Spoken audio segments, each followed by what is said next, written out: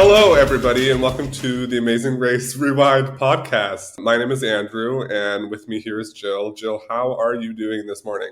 I am good. I am ready to discuss The Amazing Race, all the Yeah, way back to season 1 that was broadcasted in 2001. 2001. So anyway, what this podcast is we're just going to be going back and watching The Amazing Race from the earliest episode season 1, episode 1, and we're going to be going until we stop, essentially. Yeah, exciting. So I have never seen this season of The Amazing Race or any old seasons of The Amazing Race. We both were not alive when they happened. So I, However, we are pretty big fans of The Amazing Race and The Amazing Race Canada.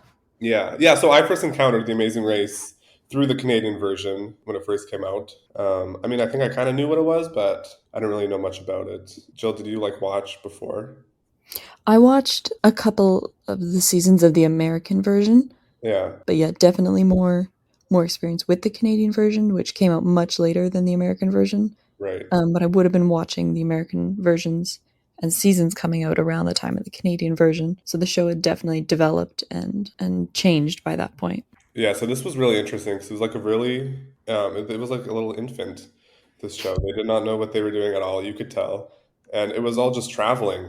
There was like the one challenge where they just swing off the cliff, but that was it. That was kind of the physical challenge, but it was no like I think that nowadays your detours are often more a physical challenge and an intellectual or mental challenge, and it was not at all that.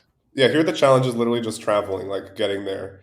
Seems to be much more challenging than they have it now. Because now it kind of seems like they lay out exactly like, okay, this is what flights teams are going to take. And like, it's very more organized. Here they literally just throw them out to the wolves.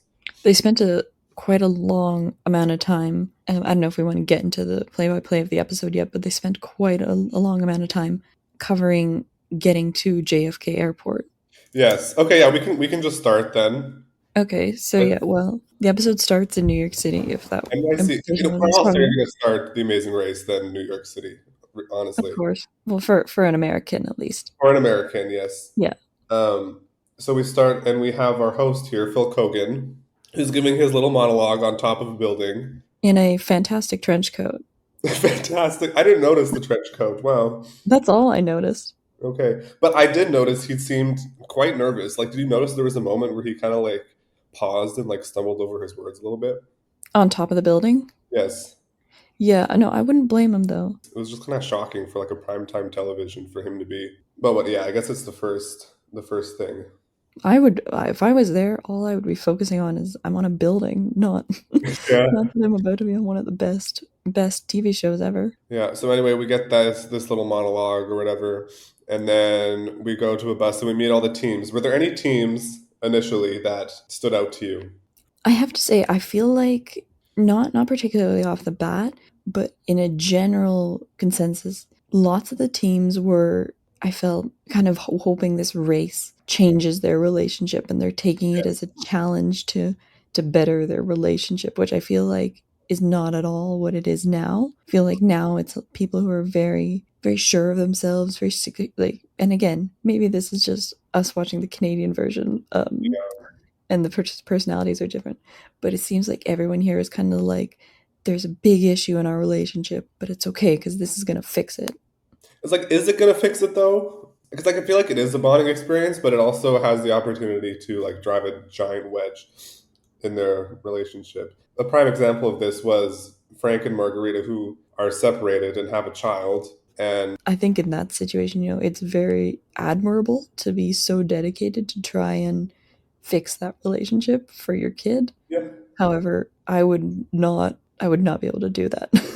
and doing it on a national stage where literally everybody can watch you fight with your husband or ex-husband, I guess. And then also another team that caught my eye was Dave and Margareta. So first of all, there's a Margarita and a Margareta, That which messed me up at first. yeah, what a unique name. I've never met someone named Margarita or Margareta. And Really? Dave and Margareta seem to be very old. I don't know exactly how old they are, but yeah, they stood out to me for that reason, obviously. And Margareta is my queen. She has these old person sayings that just kill me. Like what? We'll get to this, but during the what's it called during the when they get the fast forward. She goes, "Oh, a fast forward, I'll be dipped." It's like, what does that mean, Margareta? You'll be dipped. Like And them and the two working moms.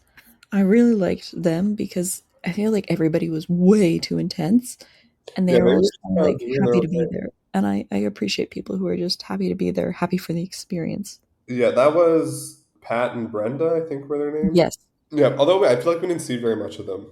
I kind of that's like true. forgot they were there. But you also it's the first episode. So I feel like until, there's maybe 8 or 7 teams, you don't really get a good personality sense of each team because you just can't It's hard to cover each follow so team. many teams. Yeah. Yeah, And I guess especially like the teams that you really only see the teams that are like at the top and like at the bottom. exactly. Teams in the middle you kind of lose sight of. So anyway, the teams start in Central Park and they are literally left to their own devices on the streets of New York. They're told They you have are. to get on one of these three flights. One of them They're was like, given $90 cash oh, was it $90? or something like that. Okay, like aren't the flights are paid for though, right? I would assume Yeah, so because I you're not think that gonna the one difference from that to again the version that we're used to watching, which is the more modern Canadian version, was often there's a credit card sponsorship in the Canadian version. yeah, they So like whip out their BMO Avion travel rewards card. I don't know what it is, but it's I don't know. usually they're responsible for, paying for their flight and they advertise the card. Yeah. So it was interesting in this to just here's $90 cash, go. Yeah, so some teams take taxis, some take the subway, I and had to, I forget which team, but I had to appreciate the logistical kind of planning of if we take the subway, it's only $2. Because I mean, that's exactly how every time I get on the subway and I see of course. cars driving by, I'm like, I've only paid $2 to be here, and everybody else is, paying, what was gas yesterday? 173 a liter. Yeah, Yeah, I mean that's the thing because you can choose to pay for a taxi where obviously you'll get there faster, but like you don't know if you're going to need money further down the line. exactly. So yeah, I don't know because but that never really had an impact about whether you took the subway or the taxi and saved money. They didn't really discuss that. No. Again, though, I feel like as the show evolves, this travel between places really isn't highlighted unless, a couple examples, A, it's just not important, or B, unless something goes wrong, or in a rare Right. case where the instructions are very specific and they don't follow them and that results in a penalty. I've seen that a couple times. Yes. Yeah, and then everyone's going to phone booths and just trying to That like was my first thought figure when they opened the envelopes and it was get to where is it, Johannesburg in South Africa. My yeah. first thought was, okay, well, I would get on a phone and reserve my seats on a flight right away. So I think that's what people were doing, right? And then, but they didn't even tell them which airport to go to because people teams were trying to decide like, okay, we're going to JFK or I don't know what the other airports were Was it called. LaGuardia? So one team had mentioned, oh, like it could be the one in, I know there's one in Newark, I think, but I'm not quite familiar. But they had the flight numbers, so they just had to call the airlines or the airports and figure that out. Right. So then we got to look a little early 2000s montage realness with on the streets of NYC, with like the slanted angles The and like depth the cars angles, driving. yeah. I love that. It's just a little time capsule. So yeah, people get to the airport. Nothing really of note happens here. Again, the show was so focused on travel, which I'm just not used to. I was quite surprised by. Yeah. So yeah, we have three flights. There's the team taking the South African one. There's the Swiss Air, and then there's the Italy one. And they don't do a very good job of like telling us what teams are where. No, they don't. Again, going back to the Canadian version, I feel like if there was multiple flights, it would highlight, okay, flight one, this team, this team, this team, this Mhm. team. Flight two, these four. Flight three, but we didn't. You kind of only got who was on the first one here. Yeah. So then the teams land in South Africa, and then okay, like what's the task going to be? We're going to have a challenge or something, and the task is to literally just go to another airport. And sign up for a flight the next day. Yeah. Oh, and also we have this again, Frank and Margarita, and then Team Guido, where we have Frank throwing a fit because he's in second place again, and Team Guido is just like, "Wow, you guys did so good." I admire their positivity. Yeah. Again, another one of those teams that I feel like is just there to have I a feel good like they're just time. minding their own business. Exactly. Meanwhile, Frank is so loud and obnoxious. It's like, how could you be so loud all the time? I don't know. I'm not a I well, maybe you'll argue this. I feel like I'm not a competitive Mm. person, so I don't really understand that. But I don't know, maybe if I was put in the Amazing Race, it would be completely See, different. yeah, I feel like I'm a competitive person, but I don't think I would be yelling at my partner, or like yelling at the taxi driver or something. Yeah, I don't know. Okay, anyway, so they get off their charter flight and they're in Zambia. And then they go to cars and then they can choose to either drive themselves or hire a driver. But the thing is the driver can't provide directions or help them in any way. So then I'm thinking like, well, what's the point of the driver then? I think the driver's probably just there because you can't have camera crews and random Americans driving around who But don't know no, where it they was it are. was a choice. Like they made it an option. You can either drive yourself or you can like pay for a taxi driver. Oh, I thought the driver sat with people though if they chose not to have Oh, them. did they? I sometimes I think I I don't don't know because there remember. was very dangerous driving regardless. That's Like true. I was watching this. It's like, did they not have any restrictions or rules for this driving? Because it's a free for all. Oh no, and again, something that I feel like would rarely happen in the more modern versions. Like I'm not saying there's no travel covered or travel challenges, but I don't like I think they would give you more now because it's again about the challenges. Right. Like it wasn't I don't want to say it wasn't interesting, but it was definitely too long and got Of the tiring. traveling, yeah. Like that the editing pace of it was just Right. too much. Okay, yeah, so they get told to go to where the smoke that thunders, which turns out to be Which is Victoria Victoria Falls, Falls, yeah. correct? A couple of facts about Victoria Okay. Falls here. Became a UNESCO World Heritage Site in 1989, and it's the seventh widest waterfall in the world. Its width is 5,604 feet. And if there's any Canadians tuning in, for reference, Niagara is the ninth widest with a width of 3,950 So yeah, feet. this one looked pretty So tall as well. Like it seemed it's got a height of 354 feet. okay. So yeah, that was pretty cool, I guess. But like, how did they know where they're going? It's like the smoke. Like there was that one team who was like telling their driver, "Go to the smoke that thunders," and the driver was like, "Well, I don't know where that is." I know I forget which team, but they did spot Mhm. smoke or steam Yeah. rising. Yeah, again, not a clue I would get or even think to No, I get. would be. Yeah, I would. I don't know what I would think because they're just like, "Oh, over there's smoke. Let's go." So yeah, the driving is very dangerous. We get because I guess when you tell people it's you're in a race for $1 million, they're gonna like risk crashing a car in Zambia.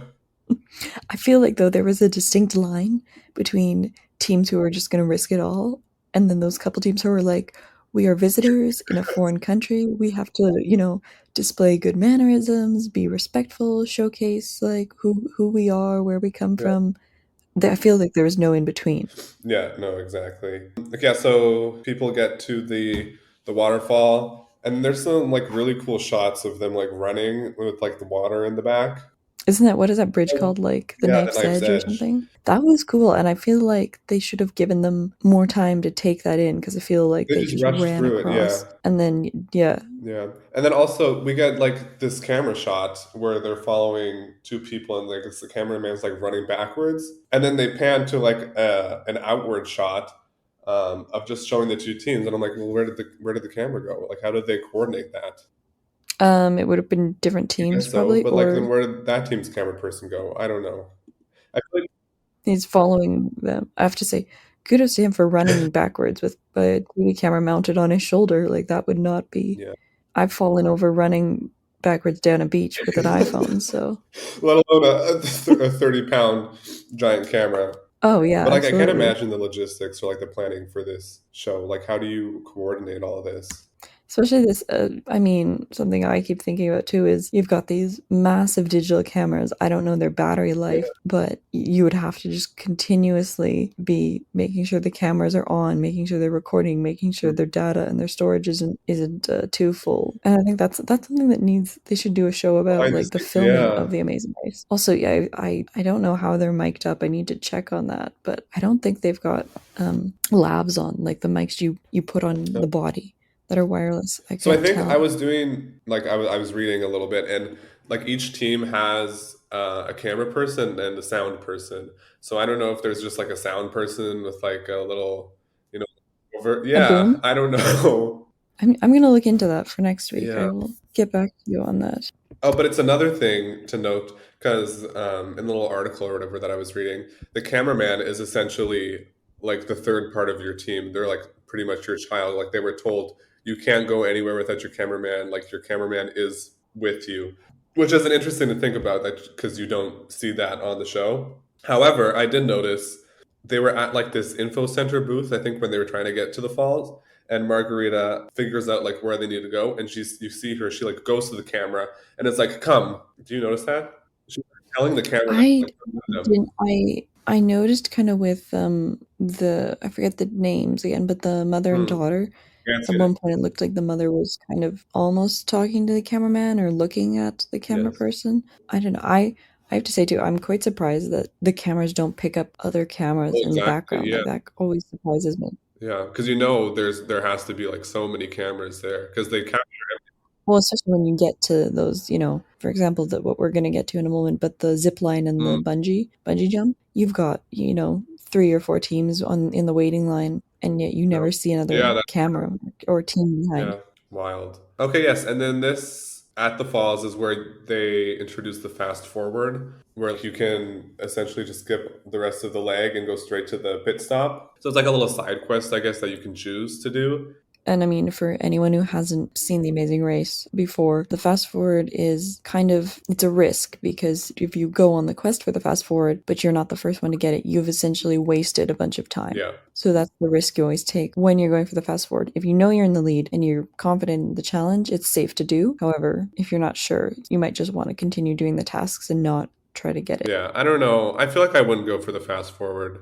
I guess it depends on where you are, like you said, in the pack. If you're in the lead, Yeah, if I knew I was at the front and I knew I was capable of the task, yeah, I would do it because it's sometimes, at least in later versions, it is just a task you have to do, but sometimes it's kind of an odd task or weird or unusual rather than, a hike to physically find it. yes. So we have two teams go for it. It was the lawyers. What were their names? Hold on, let me try and find this here. Dave and Brennan, Yes, Dave and Brendan go for it, and so do Dave and Margareta. lots of similar names. It kind of throws you Yeah. off. Wait, are they? Oh, no, it's Rob and Brennan. Rob Rob and and Brennan, Brennan, and then sorry. Dave and Margareta go for it. So, this is where we get the Margareta's iconic line where she goes, "A fast forward, I'll be dipped." That kills me. Margareta is my queen. I think we're going to be hearing a lot of "I'll be dipped" from now I'll be on. dipped because it's like, what is that's such like an old person slang. So yeah, Rob and Brennan, they get the fast forward, they go for the hike, and then on the way back up, they're talking about how hard it was. I think one of them says like, "Oh, that's the hardest thing I've ever done in my life," and then we immediately cut Yeah, to poor old Dave and Margareta, which is so sad. They go all the way down to the hill, and then they see that it's been taken already. but you know what? They still came through. They did well. They impressed me. I applaud them for I know we'll again get to this in a minute, but the bungee jump because I would never be able to do that. Yeah.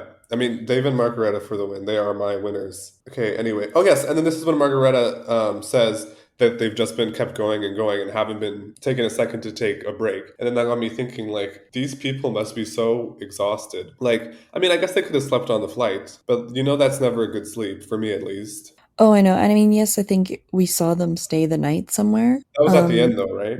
There was the one between right before the chartered flight. Okay. I forget who it is, but someone's like, "Oh, I'm in for the night," Oh, and yeah. closes the Yeah, door. It looks like a little bed and breakfast type Mm, house. yes, that is true. And then after Rob and Brennan get the fast forward, they, in the most American fashion possible, give two little kids from this little Zambian village American flags.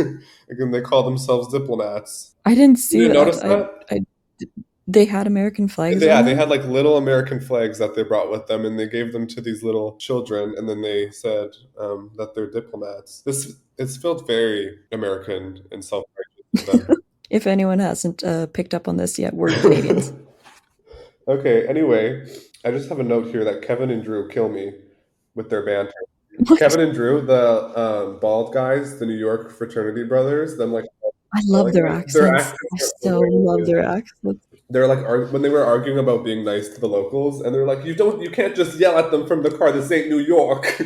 You're idiots. It's like I love them. I have to say, near the end, I think that they got more into it, but Yeah. at the beginning, they were just so relaxed and like so chill, whatever, like just take it And I easy. think also they were the ones during their intro scene were like, yeah, we're just like the ugly Americans. We're definitely going to get into an international relations conflict. I was like, okay. Oh my God. I did not catch that either. Yeah. So, I mean, I'm looking forward to see what they have to offer because I think they will be a great team to watch. I love an authentic New York accent because I feel like more and more I just hear people mock it and I hear kind of the overdone, TV show or Mhm. SNL skit New York accent, which is really funny when you're hearing it. And that's just how someone talks. Yeah, they are characters. They're like literally cartoon characters. I feel like that's to be good on The Amazing Race, though, is you need to be a little bit of a character because you want people to remember you. Even if you're going to get booted Yeah, out, the way that you kind of, I feel like, stick around and people in the end want to root for you. And I mean, there's no voting in no. this, but you need to just be a bit of a character. Yes, you definitely do need to be a little bit kooky to be a fan favorite. Okay, so we get to the detour, which everybody chooses to do the zip line. So you can either zip line and bungee jump Batoka Gorge, or as some would say, Batoka George. You notice that? There was that one guy who kept on saying Batoka George instead of Gorge. Yeah, he I was did. like, this is so humiliating. Batoka George.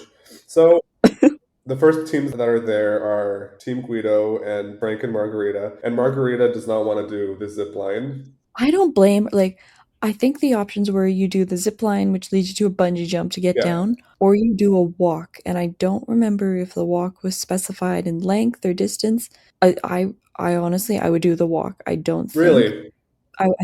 I think I'd be able to do the zip line with my eyes closed. I think I would pass out on the bungee See, if jump. you were my partner, I would try and force you to do the zip Oh, I knew that. I was watching this thinking us in that line. position, and I knew you would be like making me do Just that. because But I don't think I would do it like Frank, where Frank is literally bullying Margarita and yelling at her and pushing her. I think I would just I don't know what I would do, but I would essentially force you. I will say the $1 million cash prize, I'm going to kind of make it more appealing here. So it's $1 million American in I 2001. guess so. Yeah. So $1 million American in 2001 in Canadian currency in 2023 is actually 2,169,059 $54.88. So basically almost double. That's insanity. So that would be appealing. I'd have to say you'd have to flag the money in front of me, but I don't know if I'd be able to risk my But life ziplining over a gorge. but what George? But would you? Someone said like this is like the best experience of your life. Like, would you not do it just to do it?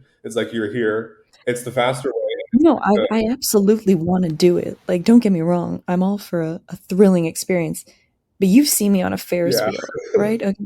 I don't trust. If I fall off that zip line, if it breaks, there's nothing to catch you. You're gonna die. Also, I was reading like this other article I was talking about this episode. They were saying, I don't know where I saw this, but like they were apparently this attraction or whatever was brand new, and they were testing if it was safe up to 10 minutes before the first team got there. They were like still testing. Exactly. I would not.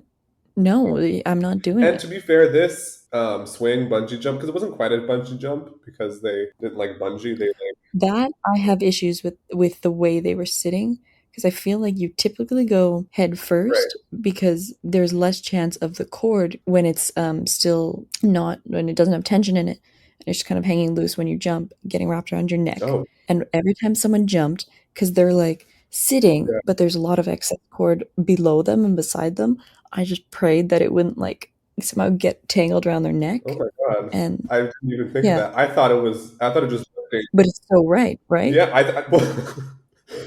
This is why you bungee jump head first, which I would still not do. But I was just thinking of how dangerous it looked when they were swinging and their bodies were just flailing around and they were all, Have you seen people bungee jump head first? Like you still flail around, but at least there's not that yeah. big chance And I of feel the thing getting wrapped around your neck. okay, I wasn't thinking about it being wrapped around your neck.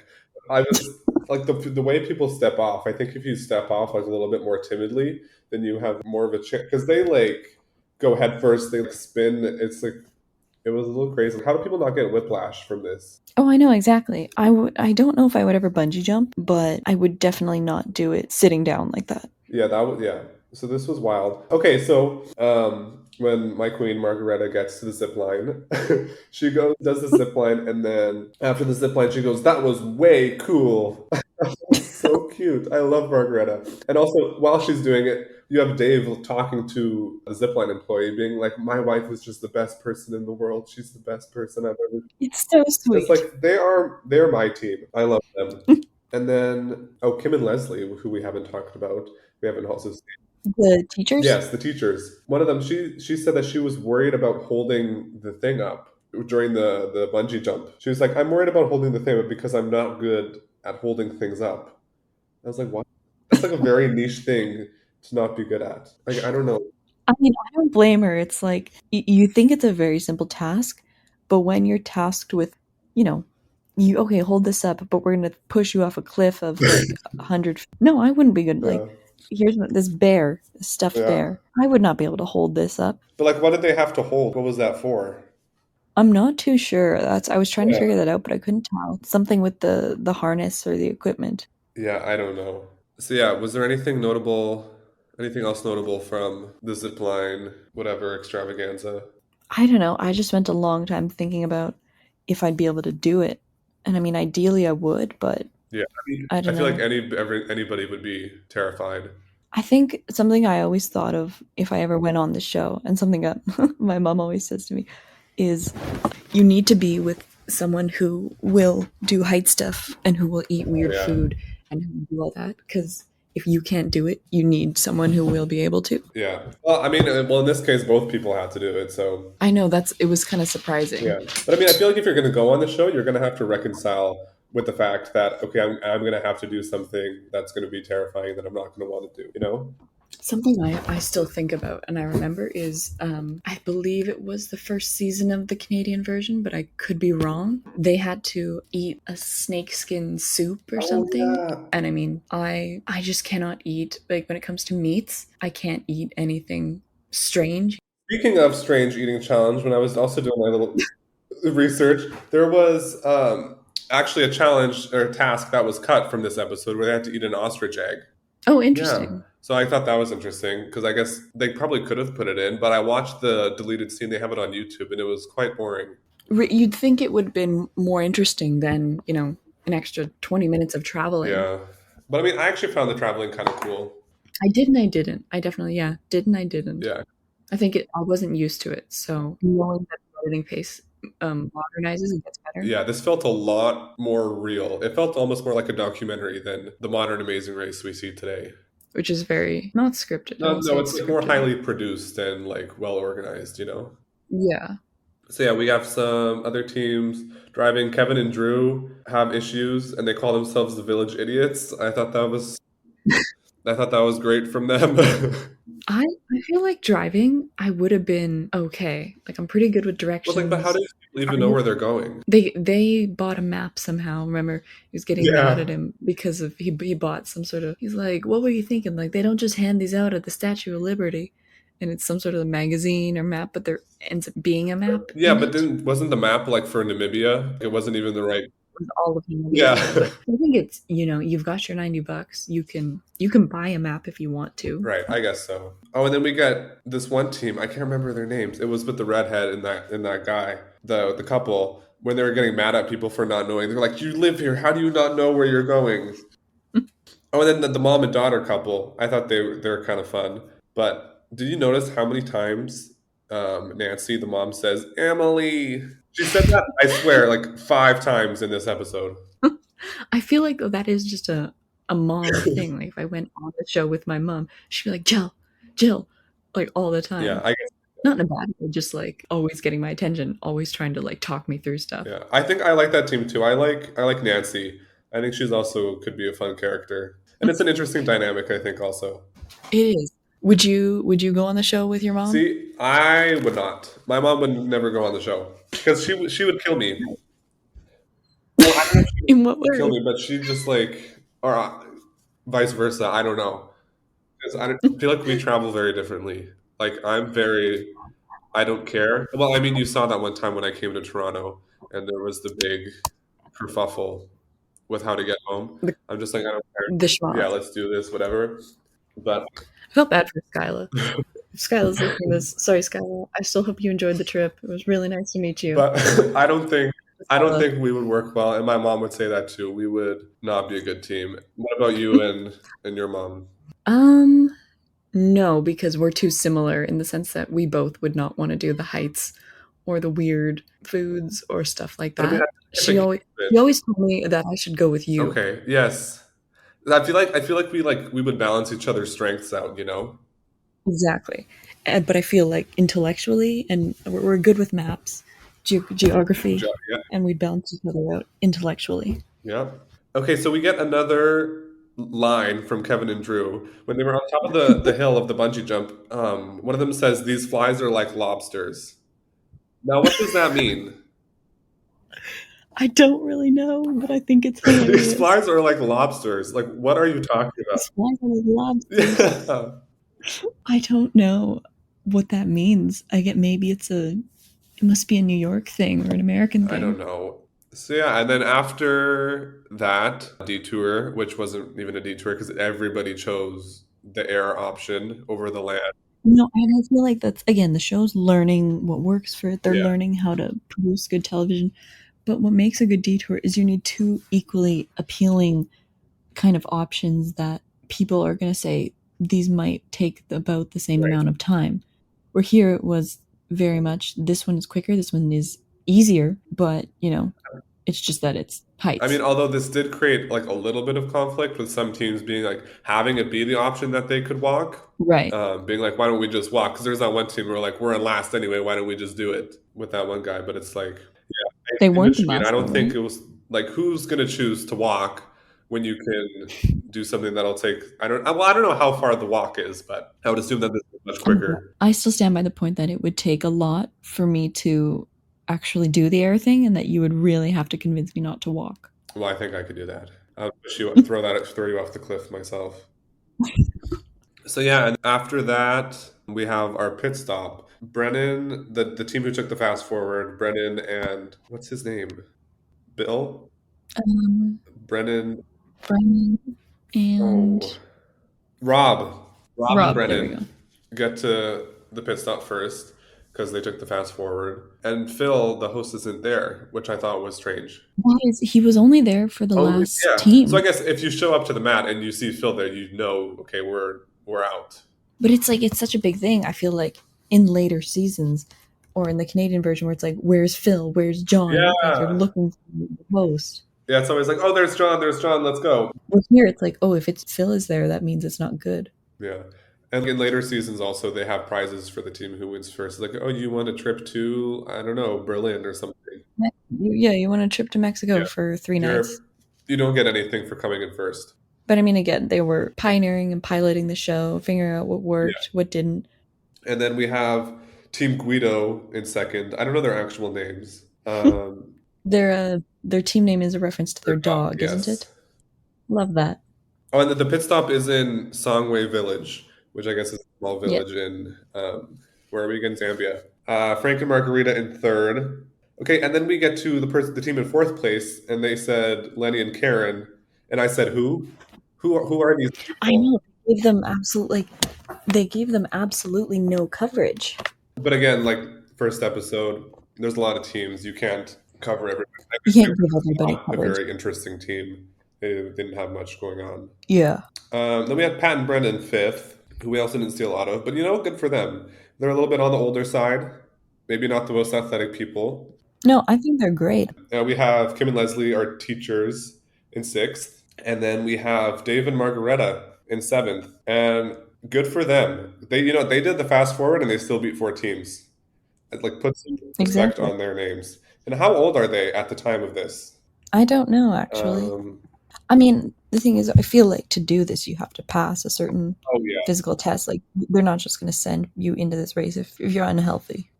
So, yeah, just looking it up, they probably would have been in their early 60s filming this. yeah, probably.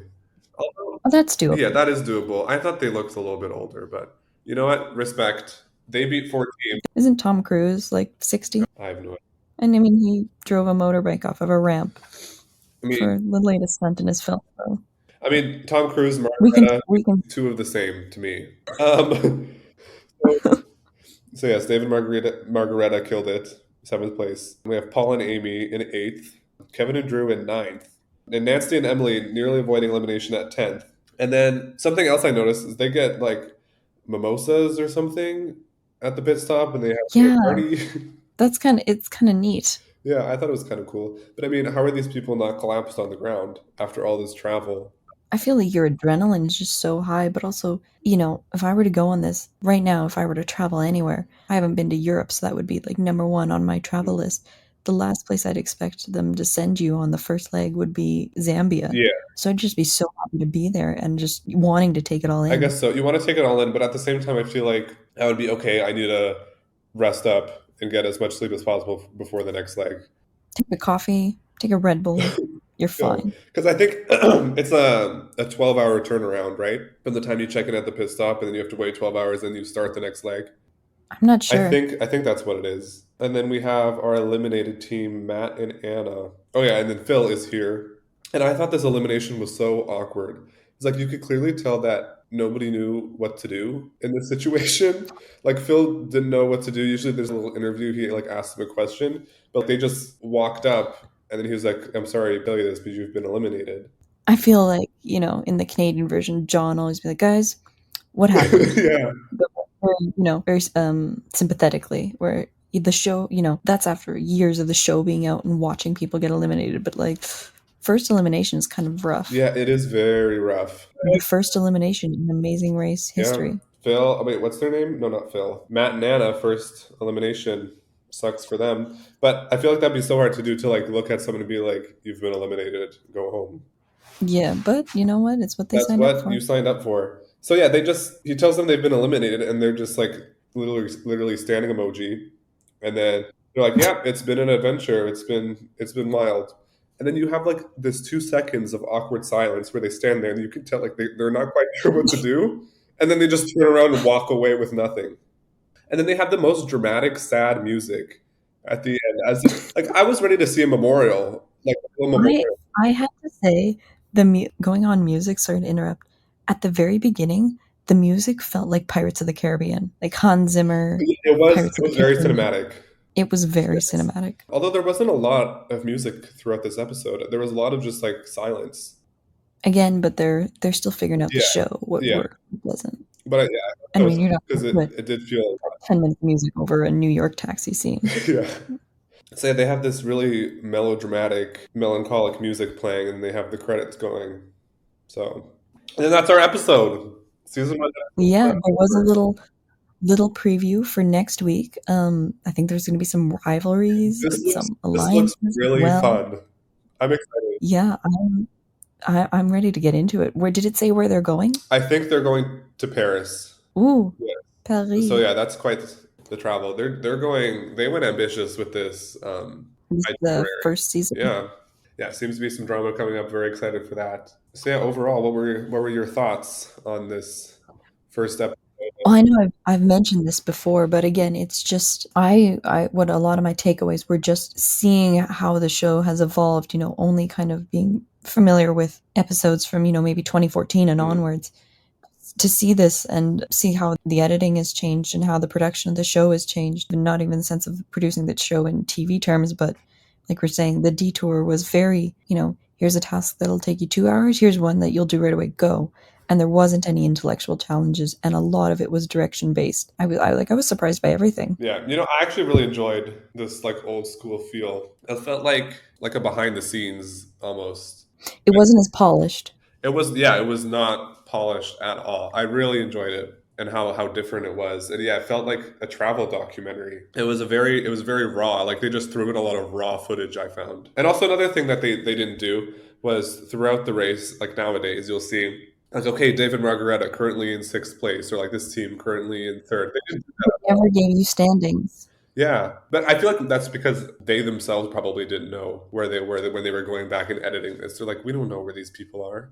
That I would say is something I really did miss because it makes it more Yeah. intense. I feel like because here it's like this is who's first, and then here's everybody else. But you're like, well, how far behind are they? Are they close to catching up? Is there a chance? Yeah, exactly. Who were your favorite teams? I mean, obviously mine are David Margareta. Kevin and Drew are a lot of fun, and Kevin and Drew are a lot of and I fun. also liked Nancy and Emily. I think they have kookiness in them as well. They have some upside.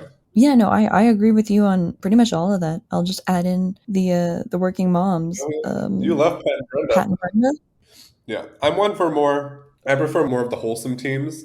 I don't really like the bickering couples who are in relationships. No, I mean they're I guess they're necessary Yeah, for the drama, yeah. I mean, they make good but TV. they make good TV. Yeah, and that's all we can really ask for. So who do you think who's your winner pick? Who's gonna win? I don't know. I mean, Rob and Brennan, if they're lawyers, they've got the smarts, and I mean they're clearly able to really get after the physical Right. challenges. I But mean, they also said that they've never been out of the States before. exactly. So I don't know. I feel like there's a lot of teams that could do it because I mean even Margareta, yeah. Frank and Margareta. I mean clearly too, they can handle the physical stuff and they've got their smarts. So I don't know yet. I think we need to give it maybe 2 or 3 more episodes before I Right. make a solid prediction. What about I'm you? thinking I have high hopes for Team Guido. I think That's I think true. they're really strong because I think they're Positive quite attitude. physical. They have a positive attitude. They seem to have like a good relationship. They just kind of minded their own business, and they really did win this leg. If it wasn't for the fast forward, I feel Exactly. so. I think they're gonna win. That wouldn't surprise me. And also too, like if for any of our listeners, we haven't I promise I haven't looked anything up. I go onto Wikipedia, I copy some of the descriptions of what happens, and I don't look at who's eliminated. I don't look at who Yeah, won. no, I was very particular when I was doing my research to not like look at future episodes. Exactly. Integrity and honesty. Yeah, that's us. We're an authentic podcast. Yeah. So going forward, I'm excited. I am too. Did you set up an email No, for I didn't our send an listeners? email. So I'll set up an email if any of our loyal viewers want to send us a message, some words of encouragement, some advice, It'll be in the description box below. maybe in the description box below, if I can Pen find name. an apt name for it. So do you have any other thoughts before we end this? Not really. I'm looking forward to doing the next episode. Yeah. Looking forward to see where they go, and I'm looking forward to see who allies with each other. Yes, because they did tease an alliance there. Yeah, you always love a good A alliance. good alliance, because with alliances come drama, because they never last. They They never never last. I last. don't. I don't think I haven't seen an alliance last more than a couple episodes in my history of the Amazing Yeah. Race. So we'll see what happens. The first ever alliance in the Amazing Race history. Yeah, I mean, good for them. and more rivalry. Episode 2, they've already got some strategy going. That's how you play the That's how game. you play the game. Okay, so that's it for us. All You right. can email us maybe if you want to. And then we'll see you on the next one. Bye. Bye.